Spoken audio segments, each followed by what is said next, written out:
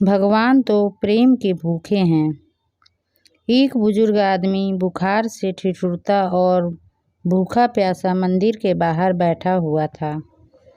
तभी वहाँ पर नगर के सेठ अपनी सेठानी के साथ एक बहुत ही लंबी और महंगी कार से उतरे।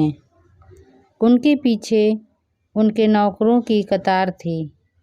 एक नौकर ने फल पकड़े हुए थे, दूसरे नौकर ने फूल पकड़े थे, तीसरे नौकर ने हीरे और जवाहरात के थाल पकड़ी थी, चौथे नौकर ने पंडित जी को दान देने के लिए मलमल के 3 जोड़ी धोती कुर्ता पकड़ा था और 5वें नौकर ने मिठाइयों की थाल पकड़ी थी।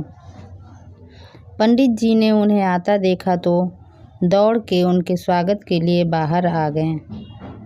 पंडित जी बोले, आइए आइए सेठ जी, आपके यहाँ पधारने से तो हम धन्य हो गए। सेठ जी ने नौकरों से कहा, जाओ तुम सब अंदर जाकर थाल रख दो। हम पूजा पाठ संपन्न करने के बाद भगवान को सारी भेंट समर्पित करेंगे। बाहर बैठा बुजुर्ग आदमी ये सब देख रहा था। उसने सेठ जी से कहा, मालिक 2 दिनों से भूखा हूँ, थोड़ी मिठाई और फल मुझे भी दे दो खाने को। सेठ जी ने उसकी बातों को अनसुना कर दिया। बुजुर्ग आदमी ने फिर सेठानी से कहा, ओ मेम साहब, कुछ खाने को मुझे भी दे दो, मुझे भूख से चक्कर आ रहे हैं। सेठानी चिढ़ के बोली, बाबा ये सारी भेंट तो भगवान को चढ़ाने के लिए हैं, तुम्हें नहीं दे सकते। अभी हम मंदिर के अंदर घुसे भी नहीं हैं और तुमने बीच में ही टोक लगा दी। सेठ जी गुस्से में बोले, लो पूजा से पहले ही टोक लग गई, पता नहीं अब पूजा ठीक से संपन्न होगी भी या नहीं। कितने भक्ति भाव से अंदर जाने की सोच रहे थे और इसने अड़चन डाल दी। पंडित जी बोले, शांत हो जाइए सेठ जी, इतना गुस्सा मत होइए। सेठ बोले, अरे क्या शांत हो जाइए पंडित जी, आपको पता है पूरे शहर के सबसे महंगे फल और मिठाइयाँ हमने ही खरीदे थे प्रभु को चढ़ाने के लिए। अभी चढ़ाए भी नहीं और पहले ही अड़चन आ गई, सारा का सारा मूड ही खराब हो गया। अब बताओ भगवान को चढ़ाने से पहले इसको दे दें क्या? पंडित जी बोले, अरे ये आदमी तो पागल है, आप इसके पीछे अपना मूड मत खराब करिए। सेठ जी, चलिए आप अंदर चलिए, मैं इसको ठीक करता हूँ। आप सेठानी जी के साथ अंदर जाइए। सेठ और सेठानी बुजुर्ग आदमी को कोसते हुए अंदर चले गए। पंडित जी बुजुर्ग आदमी के पास गए और बोले कि जाके कोने में बैठ जाओ, जब ये लोग चले जाएंगे तब मैं तुम्हें कुछ खाने को दे जाऊंगा। बुजुर्ग आदमी आंसू बहाता हुआ कोने में बैठ गया। अंदर जाकर सेठ ने भगवान श्री राम को प्रणाम किया और जैसे ही आरती के लिए थाल लेकर आरती करने लगे तो आरती का थाल उनके हाथ से छूट के नीचे गिर गया। वो हैरान रह गए, पर पंडित जी दूसरा आरती का थाल ले आए। जब पूजा संपन्न हुई तो सेठ जी ने थाल मंगवाई भगवान को भेंट चढ़ाने को, पर जैसे ही भेंट चढ़ाने लगे वैसे ही तेज भूकंप आना शुरू हो गया और सारे के सारे थाल जमीन पर गिर गए। सेठ जी थाल उठाने लगे। जैसे ही उन्होंने थाल जमीन से उठाना चाहा तो अचानक उनके दोनों हाथ टेढ़े हो गए, मानो हाथों को लकवा मार गया हो। ये देखते ही सेठानी फूट फूट कर रोने लगी।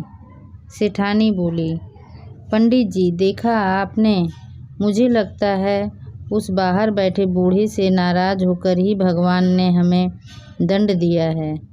उसी बूढ़े की अड़चन डालने की वजह से भगवान हमसे नाराज हो गए। सेठ जी बोले, हाँ, उसी की टोक लगाने की वजह से भगवान ने हमारी पूजा स्वीकार नहीं की। सेठानी बोली, हाय क्या हो गया है इनके दोनों हाथों को? अचानक से हाथों को लकवा कैसे मार गया? इनके हाथ टेढ़े कैसे हो गए? अब क्या करूं मैं? सेठानी ये कहकर जोर जोर से रोने लगी। पंडित जी हाथ जोड़ के सेठ और सेठानी से बोले, माफ़ करना, एक बात बोलूं? आप दोनों से भगवान उस बुजुर्ग आदमी से नाराज़ नहीं हुए हैं, बल्कि आप दोनों से रुष्ट होकर भगवान आपको ये दंड दिया है।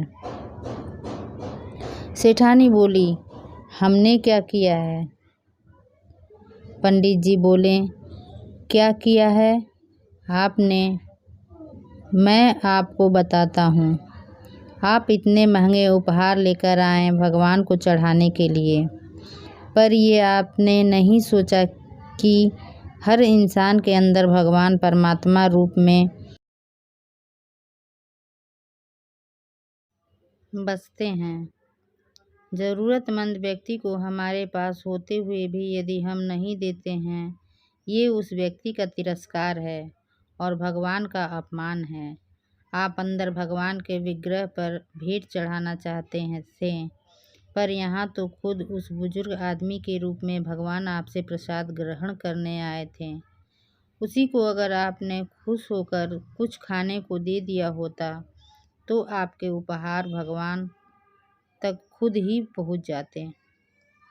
किसी गरीब को खिलाना तो स्वयं ईश्वर को भोजन कराने के समान होता है। आपने उसका तिरस्कार कर दिया, तो फिर ईश्वर आपकी भेंट कैसे स्वीकार कर सकते थे?